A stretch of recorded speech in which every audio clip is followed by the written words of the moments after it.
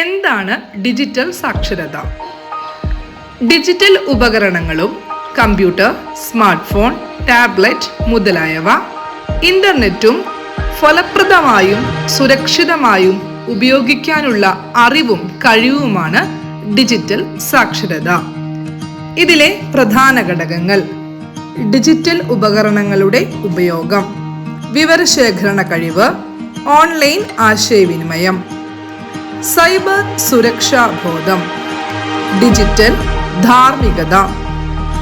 Digital സാക്ഷരതയുടെ പ്രാധാന്യം: വിദ്യാഭ്യാസവും പഠനവും മെച്ചപ്പെടുന്നു, തൊഴിലവസരങ്ങൾ വർദ്ധിക്കുന്നു, സർക്കാർ സേവനങ്ങൾ എളുപ്പത്തിൽ ലഭ്യമാകുന്നു, വിവരങ്ങളിലേക്കുള്ള പ്രവേശനം സുഗമമാകുന്നു, സുരക്ഷിതമായി പ്രവർത്തിക്കാൻ സഹായിക്കുന്നു.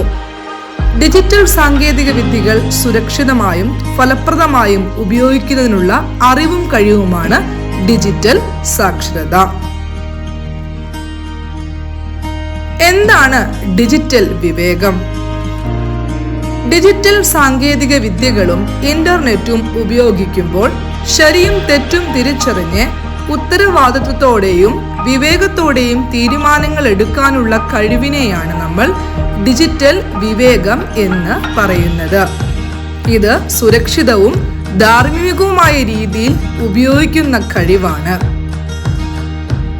ഉദാഹരണങ്ങൾ: ഒരു വാർത്ത സത്യമാണോ എന്ന് പരിശോധിച്ചതിന് ശേഷം മാത്രം പങ്കുവെക്കുക.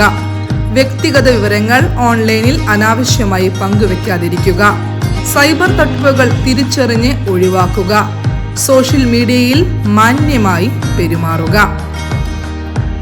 തെറ്റായ വിവരങ്ങളിൽ നിന്ന് ഇത് നമ്മെ സംരക്ഷിക്കുന്നു. ഓൺലൈൻ സുരക്ഷ വർദ്ധിപ്പിക്കുന്നു.